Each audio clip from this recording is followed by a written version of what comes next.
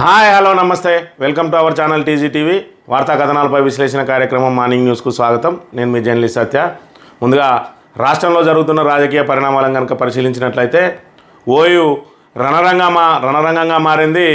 ఏదైతే డిఎస్సిని వాయిదా కోరుతూ అదేవిధంగా గ్రూప్ 2 గ్రూప్ 3 ఉద్యోగాలలో ఉద్యోగాల సంఖ్య పెంచాలని చెప్పి నిరుద్యోగుల ఆందోళన తీవ్ర రూపం దాలుస్తూ ఉంది. మరోవైపు ఓయూలో నిర్బంధ దమనకాండ కొనసాగుతూ ఉన్నది. పోలీసులు పూర్తి స్థాయిలో నిర్బంధాన్ని అక్కడ సృష్టిస్తూ ఉన్నారు. మరోవైపు ఏదైతే విద్యార్థుల మీద పోలీసులు బూతు పురాణాలతోటి విరుచుకుపడతా ఉన్నారు. మరోవైపు మోచేతులతోటి ఇక్కడ పిడిగుద్దులు గుద్దుతున్న పరిస్థితిని కూడా మనం ఇక్కడ గమనించవచ్చు. ఇది ప్రజాపాలన లేకపోతే ఇక్కడ పోలీస్ పాలన ఈ రకంగా ఏదైతే ఉద్యమ నాటి పరిస్థితులు ఉద్రిక్తంగా మారిన పరిస్థితిని కూడా మనం ఇక్కడ గమనించవచ్చు. ఎక్కడికక్కడ విద్యార్థులను నిర్బంధిస్తూ హాస్టల్లో బలవంతంగా చొరబడి విద్యార్థి నేతలను అరెస్ట్ చేస్తూ ఉన్నారు.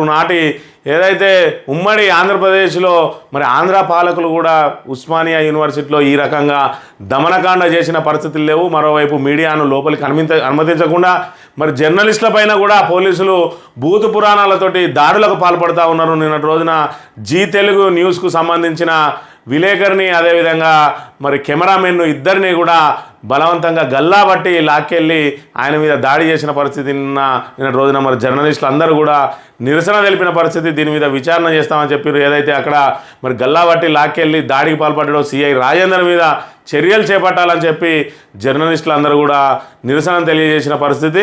మరోవైపు రేవంత్ రెడ్డి తమ రాగానే పారదర్శక పాలన అందిస్తామని చెప్పి అదేవిధంగా నిరుద్యోగులను రెచ్చగొట్టి గత ప్రభుత్వం మీదకి ఉసిగొల్పిన రేవంత్ రెడ్డి ఈరోజు అదే విద్యార్థుల ఉద్యమంలో చిక్కుకొని ఉక్కిరిబిక్కిరి అవుతున్న పరిస్థితి. అయినప్పటికీ కూడా ఏమాత్రం తగ్గేదేలే అనుకుంటా ఆ ఆందోళనను ఆ నిరసనను తొక్కిపెట్టడానికే ప్రయత్నం చేస్తూ ఉన్నాడు.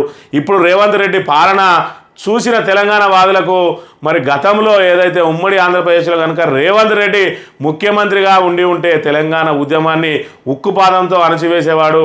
ఏదైతే కిరణ్ కుమార్ రెడ్డి ఉండడం మూలంగా తమకు కొంతవరకు వెసులుబాటు లభించింది. కానీ రేవంత్ రెడ్డి లాంటి వాళ్ళు ఉంటే మాత్రం తెలంగాణ వాదులను ఎక్కడికక్కడ కాల్చి పడేసిన ఆశ్చర్యం లేదని చెప్పి ఇక్కడ మాట్లాడుకుంటున్న పరిస్థితిని మనం ఇక్కడ గమనించవచ్చు. ఎందుకంటే ఓయూ హాస్టళ్లలో ఓయూ సంబంధించిన ఏదైతే అధికారులకు అనుమతి లేకుండానే పోలీసులు ఇష్టారీతిలో విద్యార్థులను అరెస్ట్ చేయడం, ఓయూ క్యాంపస్లోనే దాడులకు పాల్పడడం, వ్యాన్లలో ఎత్తిపడేయడం చూస్తుంటే ఇది ప్రజాపాలన లేదంటే పోలీస్ పాలన అని చెప్పి వినిపిస్తూ ఉన్నాయి. మరోవైపు మీడియా మెయిన్ స్ట్రీమ్ మీడియా అంతా కూడా కళ్ళు మూసుకొని వేడుక చూస్తూ ఉన్నది.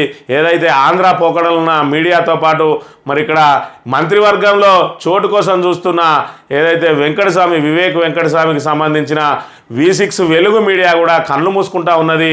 నిరుద్యోగులకు సంబంధించిన ఒక్క వార్తను కూడా అది ప్రసారం చేయడం లేదు. అదేవిధంగా పేపర్లో చోటు లభించడం లేదు అని అంటే ఆంధ్ర పత్రికలు ఏ రకంగా రేవంత్ రెడ్డికి వంతపడతా ఉన్నాయి అంటే ఏదైతే చంద్రబాబు నాయుడు అడుగులకు మడుగులొత్తే ఇటు ఈనాడు పత్రిక అయితేంది అదేవిధంగా ఆంధ్రజ్యోతి దినపత్రిక అయితేంది వాళ్ళందరూ కూడా రేవంత్ రెడ్డికి ఇక్కడ మెయిన్ స్ట్రీమ్ మీడియా అంతా కూడా ఆయనకు వంతపాడుతూ ఉన్నది. అంటే ఇప్పుడు మీడియా డైరెక్షన్లో రేవంత్ రెడ్డి పనిచేస్తూ ఉన్నాడా, రేవంత్ రెడ్డి డైరెక్షన్లో మీడియా పనిచేస్తూ ఉన్నదా, లేదంటే వీరిద్దరు కలిసి చంద్రబాబు డైరెక్షన్లో పనిచేస్తున్నారా అనే అనుమానాలు వ్యక్తమవుతున్నాయి. ఒకవైపు ఇక్కడ ఓయూలో ఇలాంటి పరిస్థితులు చోటు చేసుకుంటున్న నేపథ్యంలో ఇది ఇక్కడ తెలంగాణ దినపత్రిక అయితేంది అదేవిధంగా నమస్తే తెలంగాణ దినపత్రిక అయితేంది ఇక్కడ వాస్తవ పరిస్థితులను ఇక్కడ ప్రజలకు కళ్ళగట్టినట్లు చూపిస్తూ ఉంటే, మరోవైపు మెయిన్ స్ట్రీమ్ మీడియా అయినటువంటి ఈనాడు పత్రికను చూసుకున్నట్టయితే అదేవిధంగా ఆంధ్రజ్యోతి దినపత్రికను చూసుకున్నట్టయితే అదేవిధంగా V6 వెలుగు దినపత్రికను చూసుకున్నా కూడా ఎక్కడా కూడా నిరుద్యోగులకు సంబంధించిన చిన్న అంశాన్ని కూడా ప్రచురించిన పాపాన పోలేదు. అంటే ఈ మెయిన్ స్ట్రీమ్ మీడియా చూసిన పాఠకులందరూ కూడా తెలంగాణ సుభిక్షంగా ఉన్నది, రేవంత్ రెడ్డి పాలన ఓహో అని పొగడాలి తప్ప ఇక్కడ సమస్యలను మాత్రం ప్రజల దృష్టికి రానివ్వడం లేదు. ఈరోజు ఎంతో కొంత నమస్తే తెలంగాణ అదేవిధంగా కొత్తగా వచ్చిన తెలంగాణ దినపత్రికలు లాంటి అదేవిధంగా సోషల్ మీడియా యాక్టివ్గా ఉండడంతో ఈరోజు విద్యార్థులు మరి ఉద్యమం అనేది వాళ్ళ బాధలు అనేటివి ఎంతో కొంత జనాలకు తెలుస్తున్నది, కానీ లేదంటే ఈ ఆంధ్ర మీడియా పచ్చ మీడియా మరి ఇక్కడ ఎక్కడికక్కడ మనలా మరి తొక్కిపెట్టే కార్యక్రమం ఇప్పటికి కూడా నడుస్తుంది అనే విషయాన్ని మనం ఇక్కడ గమనించాలి. ఇప్పటికైనా తెలంగాణ ప్రజలు ఒకటి ఆలోచించుకోవాలి. ఈనాడు అదేవిధంగా ఆంధ్రజ్యోతి లాంటి మరి ఆంధ్ర తాబేదారు పత్రికలు మన దగ్గర అవసరమా అనేది కూడా మనం గమనించాలి. గతంలో తెలంగాణ ఉద్యమాన్ని మరి తొక్కిపెట్టడానికి ఈ మెయిన్ స్ట్రీమ్ మీడియా కూడా అప్పుడు కూడా ప్రయత్నం చేసిన నేపథ్యంలో ఆ రోజు కేసీఆర్ ఆలోచించి మరి మన తెలంగాణకు కూడా ఒక ప్రత్యేకంగా మరి మన గొంతును వినిపించడానికి ఒక ఛానల్ ఉండాలి, అదేవిధంగా ఒక పత్రిక ఉండాలని చెప్పి ఆ రోజు నమస్తే తెలంగాణను స్థాపించిండు, ఆ రోజు టీ న్యూస్ను స్థాపించిండు. దాంతో మన తెలంగాణ ఉద్యమం అనేది మరి ఇక్కడ తెలంగాణ ప్రజలందరికీ చేరువైంది. లేదంటే మెయిన్ స్ట్రీమ్ మీడియా ఆ రోజు తెలంగాణ ఉద్యమాన్ని కూడా తొక్కిపెట్టిన పరిస్థితి ఈ రోజు ఉన్నట్టు కనుక సోషల్ మీడియా యాక్టివ్గా ఆ రోజు కనుక ఉన్నట్టంటే 2001లో ప్రారంభమైన ఉద్యమం 2014 వరకు మరి సాగుతూ ఉండాల్సిన అవసరం లేకుండే 2-3 సంవత్సరాల్లోనే మరి ఉద్యమం ఉధృతమయ్యేది.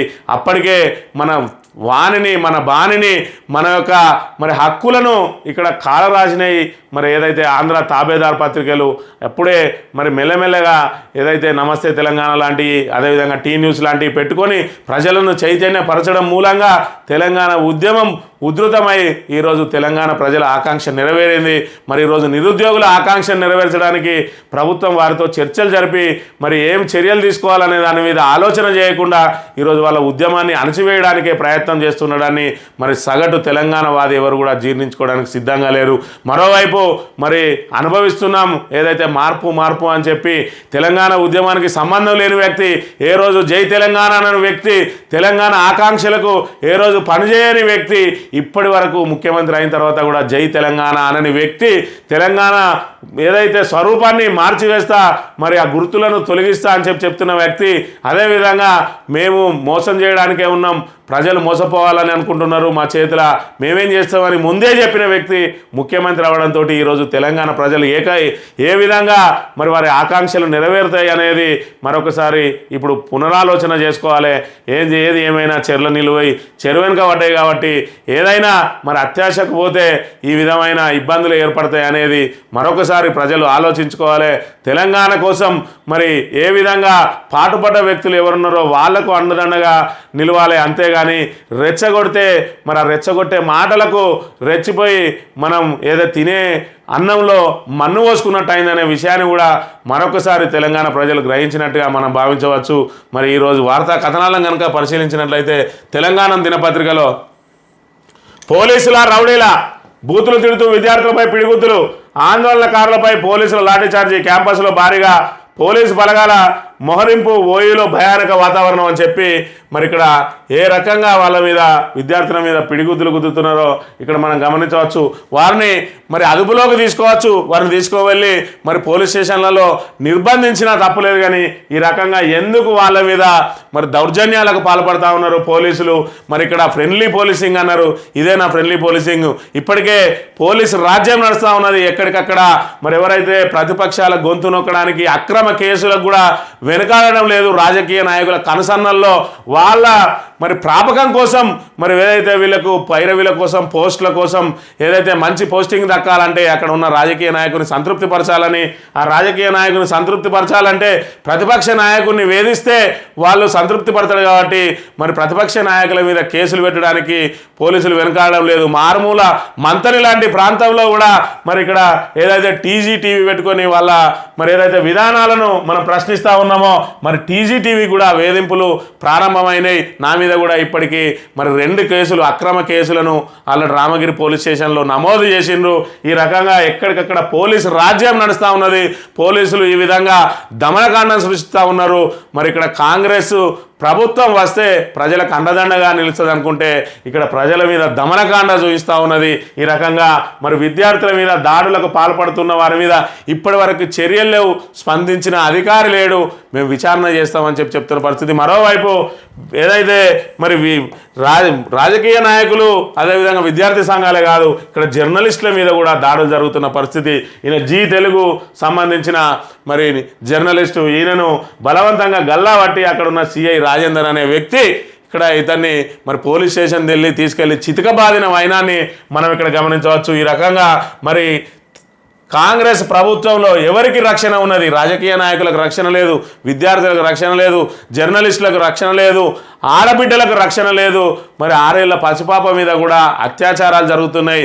అదేవిధంగా నగరం నడిబొడ్డున మరి సగటున రోజుకొక హత్య చొప్పున జరుగుతూ ఉన్నది.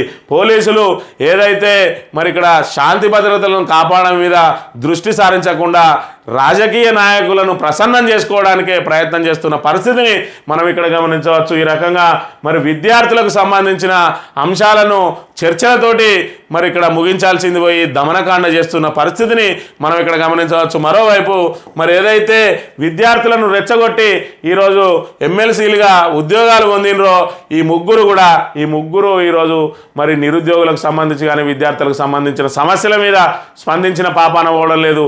గత ప్రభుత్వ హయాంలో మరి పూర్తి స్థాయిలో మేము పుట్టిందే విద్యార్థుల కోసం అన్నట్టు మరి ఇక్కడ చెప్పుకొని తిరిగిన తీర్మార్ మల్లన్న అయితేంది, బల్మూరు వెంకట అయితేంది, అదేవిధంగా రియాజ్ అయితేంది, ఇక్కడ వీళ్ళు మరి ఈరోజు వాళ్ళ సమస్యలకు గురించి వీళ్ళ గొంతులు మూగబోయినాయి. వీళ్ళకి పదవులు రాగానే వీళ్ళ గొంతులలో మరి మూతులకు ప్లాస్టర్లు పడ్డాయనే విషయాన్ని కూడా గమనించాలి. మరోవైపు టీచర్ పోస్టులు అమ్ముకుంటున్నారు. బల్మూరి తీర్మార్ మల్లన్న రియాజ్పై అనుమానాలు. ఒక్కో పోస్టుకు 20 నుంచి 30 లక్షలు అమ్ముకుంటున్నారన్న ఆరోపణలు. వాళ్ళు చెప్పినట్టుగానే రేవంత్ సర్కార్ నడుస్తుందా? డిఎస్సి పరీక్ష వాయిదా వేయకపోవడానికి కారణం అదేనా? కుంభకోణం జరుగుతుందని డిఎస్సి అభ్యర్థుల సందేహం. సీఎం రేవంత్ రెడ్డి అభ్యంతరకర వ్యాఖ్యలు దేనికి సంకేతం? విషయాన్ని పక్కదో పట్టించేందుకైనా అని చెప్పి విద్యార్థులు నిరుద్యోగులు రోడ్డు మీదకు వచ్చి నిరసన తెలుపుతున్నారు. పోలీసు నిర్బంధాలను సైతం పట్టించుకోకుండా ఆందోళనకు దిగుతున్నారు. అయినా డిఎస్సి వాయిదాపై ప్రభుత్వం స్పందించడం లేదు. పైపెచ్చు డిఎస్సి అభ్యర్థులను తలకు మాసిన వాళ్ళు అంటూ సీఎం రేవంత్ రెడ్డి అభ్యంతరకర వ్యాఖ్యలు చేశారు. వాయిదా కోరేది చదువుకున్నోళ్ళు పరీక్షలు రాయనోళ్ళు అంటూ అవమానించారు. చదువుకోనోళ్ళు పరీక్షలు రాయనోళ్ళు అంటూ అవమానించారు. వాయిదా వేయాలన్న వారిపై పోలీసులతో దాడులు చేయిస్తున్న ప్రభుత్వం అసలు పరీక్ష వాయిదా వేయకపోవడానికి కారణం ఏమై ఉంటుంది? దీని వెనుక ఏమైనా కుంభకోణం ఉందా? అసలు విద్యార్థులు ఏమంటున్నారని చెప్పి ఒక పరిశోధనాత్మకమైన కథనం ఇక్కడ ప్రచురించింది. డిఎస్సిని వాయిదా వేస్తే ప్రభుత్వానికి వచ్చే నష్టమేంది? టెట్ నిర్వహించిన తర్వాత కనీసం 45 రోజుల గడువు ఇవ్వాలి. మొన్ననే టెట్ పాస్ అయిన వాళ్ళు ఈరోజు డిఎస్సి ఏ విధంగా రాస్తారు? వాళ్లకు ప్రిపరేషన్కు టైం ఎందుకు ఇవ్వడం లేదు ప్రభుత్వం అనేది ఇప్పుడు ప్రభుత్వం ముందున్న సవాల్. అదేవిధంగా నిరుద్యోగులందరూ డిఎస్సి అభ్యర్థులు అందరూ కూడా ప్రశ్నిస్తున్న అంశం అదే.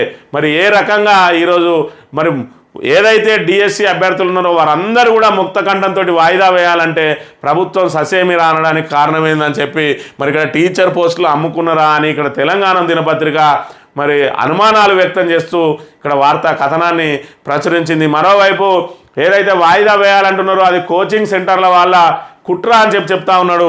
మరి ఇక్కడ కోచింగ్ సెంటర్లలో ఇన్ని కుట్రలు పంపితే ఈ కోచింగ్ సెంటర్ నిర్వాహకుడు రియాజు మరి ఈ కుట్రదారునికి ఏ విధంగా మరి గ్రంథాలయ సంస్థ చైర్మన్ ఇచ్చినావు, కార్పొరేషన్ చైర్మన్ అని చెప్పి అది కూడా ప్రశ్నలు ఉత్పన్నం అవుతున్న విషయాన్ని ప్రధానంగా గమనించాలంటే కోచింగ్ సెంటర్లలో మరి రియాజ్ ఆనిముత్యమా అనే విషయాన్ని మరి ఇక్కడ మనం ప్రధానంగా గమనించాలి. మీడియా ప్రతినిధిపై దాడి. ఓయూలో పోలీసుల అత్యుత్సాహం. చొక్కా పట్టుకొని లాక్కెళ్లిన కాకీలు. డిఎస్సి అభ్యర్థుల ఆందోళన కవర్ చేస్తున్న జీ న్యూస్ రిపోర్టరు అడ్డుకొని బలవంతంగా లాక్కెళ్లిన పోలీసులు. దాడిని ఖండించిన మీడియా సంఘాలు. రిపోర్టర్ను ఫోన్లో పరామర్శించిన కేటీఆర్ అని చెప్పి ఇక్కడ ఏదైతే జీ న్యూస్ ప్రతినిధి ఓయూలో మరి కవరేజ్కి వెళ్ళిండో ఆ కవరేజ్ కూడా కానిస్తలేరు. అంటే ఎంత నిర్బంధం ఉన్నది. ఆ రోజు ప్రత్యేక తెలంగాణ ఉద్యమంలో ఏ విధంగానైతే నిర్బంధం ఉన్నదో అంతకు రెట్టింపు నిర్బంధం ఇక్కడ సాగుతూ ఉన్నది. ఆ రోజు కనీసం ఆంధ్ర పత్రికలు మరి ఇక్కడ ఉద్యమకారులకు జడిసి ఎంతో కొంత కవరేజ్ ఇచ్చినాయి.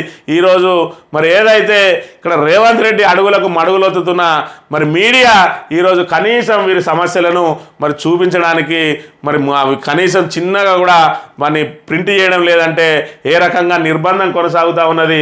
ఇటు ఆంధ్ర మీడియా మరి ఇక్కడ చంద్రబాబు కనసన్నల్లో రేవంత్ రెడ్డి ఆంధ్ర మీడియా కలిసి పనిచేస్తున్నారా అనే అంశాలు కూడా తెర మీదకి వస్తున్న విషయాన్ని మనం ఇక్కడ గమనించవచ్చు. ఈ రకంగా జర్నలిస్టుల మీద కూడా దాడులు జరుగుతూ ఉన్నాయి.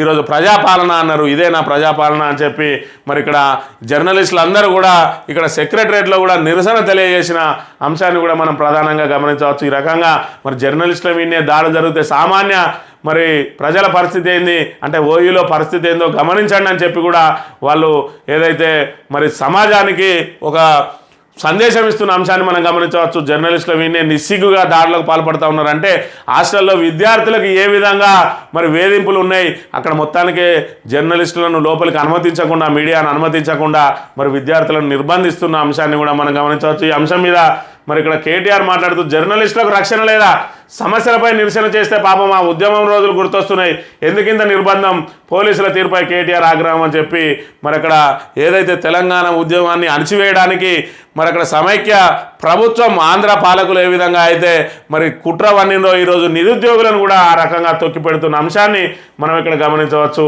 ఇక ఏదైతే మరి కోచింగ్ సెంటర్లు 100 కోట్లు సంపాదించడానికే మరి ఇక్కడ కృత్రిమ ఉద్యోగం చేస్తున్నారని చెప్పి రేవంత్ రెడ్డి మాట్లాడిన మాటలు నిన్న మరి మాజీ ఐపీఎస్ అధికారి బీఆర్ఎస్ నేత ఆర్ఎస్ ప్రవీణ్ కుమార్ ఖండించిండు. దానికి సంబంధించిన అంశం 100 కోట్లు సంపాదించడానికి మీలా రియల్ ఎస్టేట్ వ్యాపారం కాదు, నిరుద్యోగులకు సపోర్ట్ చేస్తే తలకు మాసిన వాళ్ళ ఆనాడు మీ ఎంట వచ్చింది కిరాయి వాళ్ళేనా, ఏపీలో 1:100 పిలిచినప్పుడు తెలంగాణలో ఎందుకు విలువరు, సీఎం రేవంత్ రెడ్డిపై ఆర్ఎస్పీ ఫైర్ అని చెప్పి ఇక్కడ ఏదైతే మరి ఇక్కడ 100 కోట్లు సంపాదించడానికే ఇక్కడ కోచింగ్ సెంటర్లు కృత్రిమ ఉద్యోగం నడిపిస్తున్నాయని చెప్తా ఉన్నారు. మరి 100 కోట్లు సంపాదించడానికి అదేం రియల్ ఎస్టేట్ వ్యాపారం కాదు, మీలా రియల్ ఎస్టేట్ వ్యాపారులు కాదు వాళ్ళు. మరి ఇప్పుడు ఉద్యమానికి మరి సహకరించిన వాళ్ళందరూ కిరాయి వాళ్ళు అంటున్నావు, ఆ రోజు నియమడి వచ్చిన వాళ్ళందరూ కూడా మరి కిరాయి వాళ్ళేనా, నువ్వు చేసిన ఏదైతే విద్యార్థులకు ఆ రోజు వెన్నుదానుగా నిలుస్తా, నిరుద్యోగులకు వెన్నుదానుగా నిలుస్తా అని చెప్పినావు, ఆ రోజు నువ్వు నడిపింది కూడా కృత్రిమ ఉద్యమమేనా అని చెప్పి ప్రశ్నించడంతో పాటు ఏపీలో మరి 1:100 పిలిచినప్పుడు మరి ఇక్కడ గ్రూప్ 1లో 1:100 విలువలో మీకేంది నొప్పి అని చెప్పి కూడా ప్రశ్నించిన అంశాన్ని మనం ప్రధానంగా గమనించవచ్చు. ఇక నిన్నటి రోజున కొత్త డీజీపీగా జితేందర్ పంజాబ్ రాష్ట్రానికి చెందిన జితేందర్ను ఇక్కడ కొత్త డీజీపీగా నిన్న నియామకం చేసిండు. నిన్నటి రోజున నియామక ఉత్తర్వులు జారీ అయినాయి. దాంతో వెంటనే ఆయన మరి డీజీపీగా మరి పదవి బాధ్యతలు కూడా చేపట్టిన అంశాన్ని మనం ఇక్కడ గమనించవచ్చు. ఇక సునీల్ కొనుగోలు కాదు, సునీల్ కొనుగోలు అని చెప్పి విహెచ్ నిన్నటి రోజున ఏదైతే కాంగ్రెస్ వ్యూహకర్త ఉన్నాడో సునీల్ కొనుగోలు ఆయన మీద విరుచుకుపడ్డాడు. ఆయన సునీల్ కొనుగోలు కాదు, సునీల్ కొనుగోలు. మరి ఎవరు డబ్బులు ఇస్తే వాళ్ళకి టికెట్లు ఇచ్చిండు, నాకు కనుక సికింద్రాబాద్ టికెట్ ఇచ్చినట్టయితే ఖచ్చితంగా గెలిచి చూపించేవాడిని. ఏదైతే ఈ రోజు నుంచి మరి కురియన్ కమిటీ ఇక్కడ ఎంపీ సీట్లు ఎందుకు మరి మెజార్టీ స్థానాలు రాలేదని మరి విచారణ జరగబోతున్న ముందు రోజు నిన్నటి రోజున ప్రెస్ మీట్ ఏర్పాటు చేసి కాంగ్రెస్ మీద విరుచుకుపడ్డాడు సీనియర్ నేత విహెచ్. మరి ఏదైతే వచ్చిన బృందానికి ఏ విధమైన నివేదిక ఇస్తాడో, ఆయన ఏ విధంగా ఫిర్యాదు చేస్తాడు అనేది కూడా చూడాలి. ఇక రాహుల్ రేవంత్లో సన్యాసి ఎవరు, నీటి కోసం రాహుల్ మాట్లాడలేదా, ఉద్యమంలో నువ్వు సమైక్యాంధ్రకు సపోర్ట్ చేసినావు, కోచింగ్ సెంటర్లకు డబ్బులు వస్తే రియాజ్కు పదవులు ఎందుకు, 20,000 ఉద్యోగాలతో డిఎస్సి వేయాలి, సీఎం రేవంత్ రెడ్డిపై గ్యాదర్ కిషోర్ ఫైర్ అని చెప్పి మరి ఇక్కడ సన్నాసులందరూ ఇక్కడ వాయిదా వేయాలంటున్నారు, చదువు రానోళ్ళు రోడ్లు ఎక్కుతున్నారు అని చెప్పి ఏదైతే నిన్న రేవంత్ రెడ్డి మరి మన మహబూబ్ నగర్లో మాట్లాడిండో దానికి సంబంధించి మరి రాహుల్ కూడా నీటును మరి రీనీటు నిర్వహించాలని చెప్తా ఉన్నాడు. మరి విద్యార్థులకు సంబంధించి ఆ ఉద్యమానికి ఆయనే మరి ఇక్కడ సపోర్ట్ చేస్తూ లోక్సభలో మాట్లాడుతూ ఉన్నాడు. మరి ఏదైతే నువ్వు కేటీఆర్ హరీష్ రావులు మీరు ఆమరణ నిరాహారదీక్ష చేయండి, మరి మీరు చచ్చుడో లేదంటే ఉద్యోగాలు వాయిదా పడడో అని చెప్పినావు కదా, ఈరోజు ఆ నీటిని మళ్ళీ నిర్వహించడో లేకపోతే రాహుల్ గాంధీ చచ్చుడో మరి రాహుల్ గాంధీని కూడా ఆమరణ దీక్ష చేయమని చెప్తావా రేవంత్ రెడ్డి, ప్రతిపక్షాలతో మాట్లాడే పద్ధతి ఇదేనా అని చెప్పి నిన్న రోజున గ్యాదర్ కిషోర్ మాట్లాడిన పరిస్థితి. మరి అదేవిధంగా సన్నాసి అని చెప్పి సంబోధిస్తున్నావు, నువ్వే పెద్ద సన్నాసివి అని కూడా మరి నిన్నే అంటున్నా అని పదే చెప్పుతూ ఒరే సన్నాసి అని కూడా సంబోధించిన అంశాన్ని మనం ఇక్కడ ప్రధానంగా గమనించవచ్చు. ఇక పోలీసుల తీరును ఖండిస్తున్నా అంటున్న హరీష్ రావు, ఉస్మానియా యూనివర్సిటీలో నిరుద్యోగుల సమస్యలను కవర్ చేయడానికి వెళ్ళిన జర్నలిస్టుల పట్ల పోలీసులను వ్యవహరించిన తీరుపై బీఆర్ఎస్ ఎమ్మెల్యే హరీష్ రావు ఆగ్రహం వ్యక్తం చేశారు. డిఎస్సీ అభ్యర్థులు నిరుద్యోగుల డిమాండ్లు పరిష్కరించాలని చెప్పి ఆయన డిమాండ్ చేసిన పరిస్థితి. ఏదైతే నిరుద్యోగుల ఆకాంక్షలు నెరవేర్చడానికి వారితో చర్చలు తప్ప దమనకాండ నిర్వహిస్తే ఉద్యమం మరింత తీవ్రమవుతుంది. మరి అది పూర్తి స్థాయిలో ఇది కాంగ్రెస్ ప్రభుత్వం మరి విద్యార్థుల పట్ల, రైతుల పట్ల, ప్రజల పట్ల మరి చేస్తున్న దమన నీతిని ఖచ్చితంగా ఎండగడతామని చెప్తున్న పరిస్థితిని మనం ఇక్కడ ప్రధానంగా గమనించవచ్చు. నమస్తే తెలంగాణ దినపత్రిక విషయానికి వస్తే ఏదైతే విద్యార్థుల మీద పిడిగుద్దులు గుద్దిందో దానికి సంబంధించి అదేవిధంగా ఇక్కడ జీ తెలుగు న్యూస్ రిపోర్టర్ను గల్లాబట్టి మరి ఇక్కడ అరెస్ట్ చేస్తున్న దృశ్యాన్ని, అదేవిధంగా జర్నలిస్టులు నిరసన తెలియజేస్తున్న అంశాన్ని ఇక్కడ ప్రధానంగా ప్రచురించింది. అదేవిధంగా పోలీసుల ఉక్కుపాదం, ఓయూలో ఉద్యమ కాలం నాటి దృశ్యాలు, ఆంక్షల వలయంలో ఆర్ట్స్ కాలేజీ హాస్టల్లోకి చొరబడి అరెస్టులు, జర్నలిస్టులపైన విరుచుకుపడిన పోలీసులు గల్లాపెట్టి లాక్కెళ్ళి దౌర్జన్యం అని చెప్పి మరి ఇక్కడ ఇంత పెద్ద ఎత్తున ఓయూలో నిర్బంధం జరుగుతూ ఉన్నది. నిరుద్యోగులు 30 లక్షల మంది నిరుద్యోగులకు సంబంధించిన అంశాలు ఇక్కడ మరి రాష్ట్రంలో మరి దద్దరిల్లుతూ ఉన్నది, ధర్నాలతో దద్దరిల్లుతూ ఉన్నది, నిరసనలతోటి హోరెక్కుతూ ఉన్నది. అయినా కూడా మెయిన్ స్ట్రీమ్ మీడియా మరి ఇక్కడ చెవులు మూసుకొని మరి ఇక్కడ రాష్ట్రం సుభిక్షంగా ఉన్నది, రేవంత్ రెడ్డి పాలనలో మరి తెలంగాణ అనేది వెలుగుతుంది అన్నట్టుగా ప్రజలను మరి డైవర్ట్ చేస్తున్న అంశాన్ని ఇక్కడ మనం గమనించాలి. ఆంధ్ర పత్రికలకు మన నొప్పి ఏం తెలుస్తుంది, మన బాధ ఏం తెలుస్తుంది, వాళ్ళకి కావాల్సింది ఏదైతే తన తాబేదారులు ఇక్కడ అధికారంలో ఉండి తమ పబ్బం గడుపుకోవడానికే ప్రయత్నం చేస్తారు తప్ప మరి ఇక్కడ తెలంగాణ ప్రజల ఆకాంక్షలను హక్కులను మరి పరిరక్షించబడడానికి వాళ్ళు ఎప్పుడు కూడా పనిచేయరు అని చెప్పి మరి దీంతో తేడతెల్లమైందనే అంశాన్ని మనం ఇక్కడ గమనించాలి. ఇక మరోవైపు గురుకుల బదిలీల్లో రచ్చ, కౌన్సిలింగ్ తీరుపై టీచర్ల ఆగ్రహం, అర్ధరాత్రి వరకు సాగిన ఆందోళన, పోలీసుల రంగప్రవేశంతో ఉద్రిక్తత, బదిలీ కావాలంటే ఉండండి లేదంటే వెళ్ళిపోండి, ఇది సోషల్ వెల్ఫేర్ గురుకుల సొసైటీ బెదిరింపు, ఖాళీల్లో తప్పులు, రాత్రే జోన్ల మార్పు, టీచింగ్ నాన్ టీచింగ్ స్టాఫ్కు ఒకే రోజు నిర్వహణ, బదిలీలో గందరగోళం, టీచర్ల పడిగాపులు అని చెప్పి మరి ఏది నిర్వహించినా కాంగ్రెస్ ప్రభుత్వం ఏ అంశాన్ని తీసుకున్నా కూడా అందులో తీవ్రమైన ఇబ్బందులు ఎదురవుతున్న పరిస్థితిని మనం గమనించవచ్చు. ఇటు డిఎస్సి నిర్వహణ అస్తవ్యస్తంగా మారింది. మరి గ్రూప్ 1 ఉద్యోగాలకు సంబంధించి ముందే హామీ ఇచ్చినట్టు 1:100కు మరి ససమిరా అంటూ 1:50 పిలిచింది. గ్రూప్ 2 గ్రూప్ 3లో ఉద్యోగాల సంఖ్య పెంచుతా అని పెంచలేదు. ఇప్పుడు గురుకుల టీచర్ల బదిలీకి కౌన్సిలింగ్ కూడా సక్రమమైన రీతిలో చేయడానికి మరి వాళ్ళకు మరి ఇక్కడ ఏదైతే వాళ్ళ లోపం స్పష్టంగా కనబడతా ఉన్నది. మరి కౌన్సిలింగ్ అర్ధరాత్రి వరకు కూడా కౌన్సిలింగ్ కొనసాగుతూ ఉన్నది. పోలీసుల రంగప్రవేశంతో ఉద్రిక్తగా మారింది. మరోవైపు ఎవరైతే ఆ బదిలీల ప్రక్రియ నిర్వహిస్తూ ఉన్నారో ఆ నిర్వాహకులు బదిలీ కావాలంటే ఉండండి లేదంటే వెళ్ళిపోండి అని చెప్పి నిర్లక్ష్యంగా సమాధానం ఇస్తున్న అంశాన్ని మనం ఇక్కడ గమనించవచ్చు. మరో 2 రైతుల ఆత్మహత్య, అప్పులు తీర్చలేక బలవన్మరణాలు, జనగామ భూపాలపల్లి జిల్లాలో సంఘటనలు అని చెప్పి మరి ఇక్కడ రైతుల ఆత్మహత్యల పరంపర కొనసాగుతూనే ఉన్నది. ఒకవైపు ఇక్కడ రుణమాఫీ కాక మరోవైపు రైతుకు సంబంధించిన పెట్టుబడి సాయం అందక, మరోవైపు చేసిన అప్పులు తీరక మరి నానా ఇబ్బందులు పడుతూ ఉన్నారు. మరోవైపు కొంతమంది కాంగ్రెస్ నాయకులు అదేవిధంగా పోలీస్ కానిస్టేబుల్ కూడా తమ భూములను ఆక్రమిస్తున్నారంటూ కూడా 2 రైతులు ఆత్మహత్యకు పాల్పడ్డ పరిస్థితిని మనం ఇక్కడ గమనించవచ్చు. డీజీపీగా జితేందర్ బాధ్యతలు స్వీకరించిన 1992 బ్యాచ్ ఐపీఎస్, మరో 15 మంది ఐపీఎస్ల బదిలీ అని చెప్పి మరి గ్రేహౌండ్స్ అదనపు డీజీగా స్టీఫెన్ రవీంద్ర, విజిలెన్స్ ఎన్ఫోర్స్మెంట్కు సివి ఆనంద్ అని చెప్పి నిన్న రోజున మరో 15 మంది ఐపీఎస్లను బదిలీ చేయడంతో పాటు డీజీపీగా జితేందర్ను 1992 బ్యాచ్ ఐపీఎస్ సంబంధించిన జితేందర్ను నియమించిన అంశానికి సంబంధించి ఇక్కడ ప్రధానంగా ప్రచురించింది. భూసేకరణ బాధ్యత కలెక్టర్లదే, రైతులతో స్వయంగా వారే మాట్లాడి ఒప్పించాలి, పరిహారంపై మానవతా దృక్పథంతో వ్యవహరించాలి, అటవీ భూములకు బదులుగా ప్రభుత్వ భూములు, జాతీయ రహదారులపై సమీక్షలో సీఎం రేవంత్ రెడ్డి అని చెప్పి భూసేకరణ బాధ్యత మరి కలెక్టర్లదే అని ఏదైతే మానవతా దృక్పథంతో వ్యవహరించాలని చెప్తున్న పరిస్థితులలో మరి ఏ విధంగా మానవతా దృక్పథంతో మరి వ్యవహరిస్తారో ఇప్పటికే మంతని నియోజకవర్గానికి సంబంధించి ఇటు పుట్టపాక నుంచి మరి ఒడేడు వరకు కూడా రైతుల భూములు మరి పోతున్న పరిస్థితులలో వారికి మార్కెట్ ధరకు అనుగుణంగా మరి పరిహారం చెల్లిస్తారో లేదో కూడా వేచి చూడాలి. ఇక ఆదానికి ఎట్లా ఇస్తారు? హైదరాబాద్ పాత బస్తీ పవర్ ఆదానికి ఇవ్వద్దు, నష్టాల సాగుతో ప్రైవేటీకరించడం సరికాదు, తెలంగాణ పవర్ జేఏసీ నాయకుల డిమాండ్ అని చెప్పి మరి ఇక్కడ ఎట్టకేలకు ఇక్కడ కరెంటు జేఏసీ నాయకులకు ఇప్పుడు వాళ్ళకు సెగ పుట్టినట్టుగా కనబడుతూ ఉన్నది.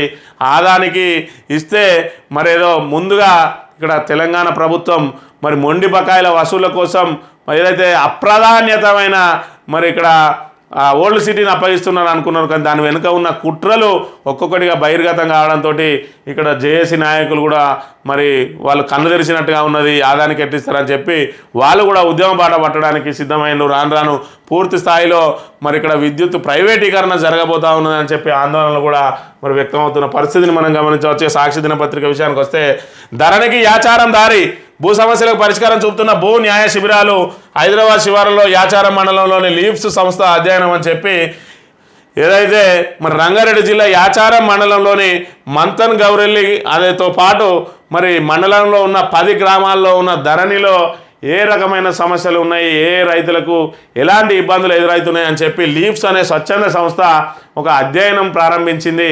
దానిలో భాగంగా 2200 మరి 2 దశల్లో ప్రక్రియ చేస్తే 2200 భూ సమస్యలను మరి ఇక్కడ గుర్తించింది. అందులో ముఖ్యంగా ఏమున్నదంటే రంగారెడ్డి జిల్లా యాచారం మండలంలోని మంతన్ గౌరెల్లి గ్రామానికి చెందిన రమావత్ జగ్నాకు 3 ఎకరాల 26 గుంటల భూమి ఉంది. భూ రికార్డుల ప్రక్షాళన తర్వాత కొత్తగా వచ్చిన పాస్బుక్లో 2 ఎకరాల 29 గుంటల విస్తీర్ణం నమోదైంది. 37 గుంటలు తగ్గింది. జాకాలి అనే మహిళకు ఎకరం 23 గుంటలు ఉంటే పాస్బుక్లో 20 గుంటలు నమోదైంది. అదేవిధంగా నేనాబాద్ రాముకు 2 ఎకరాల 3 గుంటల పొలాన్ని వివాదాస్పద భూమి అంటూ పార్ట్ బిలో పెట్టిండు. కొత్త పాస్బుక్ ఇప్పటికి కూడా ఇవ్వలేదు. అదేవిధంగా మల్లయ్యకు 2 ఎకరాల 14 గుంటల పట్టా భూమికి ఎంఆర్ఓ ప్రొసీడింగ్ నెంబర్లు ఇచ్చింది కానీ కొత్త పాస్బుక్ రాలేదని చెప్పి ఇట్లా కొత్త పాస్బుక్ రాని వాళ్ళు, అదేవిధంగా ఏదైతే మరి ఇక్కడ సర్వే నెంబర్కు సంబంధించి అందులో ఎంత భూమి అయితే ఉంటుందో ఆ భూమికి సంబంధించి రైతులకు భూమికి సంబంధించి మరి లెక్కలు పొసకగా కూడా అవన్నీ మరి పెండింగ్లో ఉన్నది. పార్ట్ బిలో కొన్ని ఉన్నాయి, అదేవిధంగా డిజిటల్ సైన్ అయ్యి మరి పెండింగ్లో ఉన్నాయి. వీటన్నిటిని కూడా మరి 2200 ఒక మండలంలోనే ఉంటే రాష్ట్ర వ్యాప్తంగా 2 లక్షల చిల్లర మరి ఉండే అవకాశం ఉన్నది ఇలాంటి ఇబ్బందులు అని చెప్పి వీటన్నిటిని కూడా క్షేత్రస్థాయిలో అక్కడే గ్రామ సభలు నిర్వహించి మరి వాటికి పరిష్కారం చూపాలని చెప్పి ఇక్కడ లీఫ్స్ సంస్థ అధ్యయనం ద్వారా వెల్లడించిన అంశాన్ని మనం ఇక్కడ గమనించవచ్చు. ఫిరాయింపులపై బీఆర్ఎస్ జాతీయ స్థాయి పోరు, ఎమ్మెల్యేలపై అనర్హత వేటు కోసం సుప్రీంకు వెళ్ళే సూచన అని చెప్పి ఇక్కడ ఏదైతే మరి మొన్నటి రోజున హరీష్ రావు కేటీఆర్లు ఢిల్లీకి వెళ్ళి మరి జాతీయ మీడియాతోటి కూడా కాంగ్రెస్ పార్టీ వైఖరిని, తెలంగాణలో కాంగ్రెస్ ప్రభుత్వ వైఖరిని పూర్తిస్థాయిలో ఎండగట్టిండు. ఏదైతే రాహుల్ గాంధీ రాజ్యాంగాన్ని పట్టుకొని మరి అక్కడ పార్లమెంటులో షో ఇస్తూ ఉన్నాడో మరి వాళ్ళు చెప్పే మాటలకు వాళ్ళు పెట్టిన ఏదైతే మేనిఫెస్టోలో పాంచన్యాయ పేరుతోటి ఫిరాయింపుదారులకు వెంటనే వాళ్ళ పదవులు పోవాలని చెప్తా ఉన్నాడు. కాంగ్రెస్ ప్రభుత్వం ఉన్న వాళ్ళ రాష్ట్రాల్లో మరి ఫిరాయింపులను ప్రోత్సహిస్తూ ఉన్నాడు. మరోవైపు బెంగళూరు లాంటి చోట మళ్ళీ బీజేపీ తమ ఎమ్మెల్యేలను లాక్కుందామని చెప్తా ఉన్నది. ఇట్లా మరి ద్వంద్వనీతిని పాటిస్తూ ఉన్నది కాంగ్రెస్ పార్టీ అని చెప్పి మరి ఇక్కడ హైకోర్టులో కూడా చర్యలు తీసుకునే పక్షంలో సుప్రీంను ఆశ్రయిస్తాం, అదేవిధంగా రాష్ట్రపతిని కూడా కలుస్తామని చెప్పి జాతీయ స్థాయిలో పోరుకు సిద్ధమైంది బీఆర్ఎస్.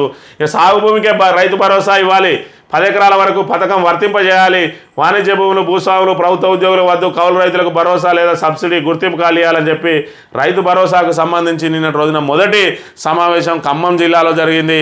అక్కడ మరి సాగు భూమికే ఇవ్వాలి, మరి 10 ఎకరాల వరకు ఇవ్వాలి, అదేవిధంగా ప్రభుత్వ ఉద్యోగులకు ఇవ్వద్దు, ఆదాయ పన్ను కట్టే వాళ్ళకి ఇవ్వద్దు, మరి భూస్వాములకు ఇవ్వద్దు అని చెప్పి ఇక్కడ ఒక మరి రైతుల నుంచి సూచనలు వచ్చినట్టుగా ఇక్కడ ప్రధానంగా మరి ఇక్కడ ప్రచురించింది.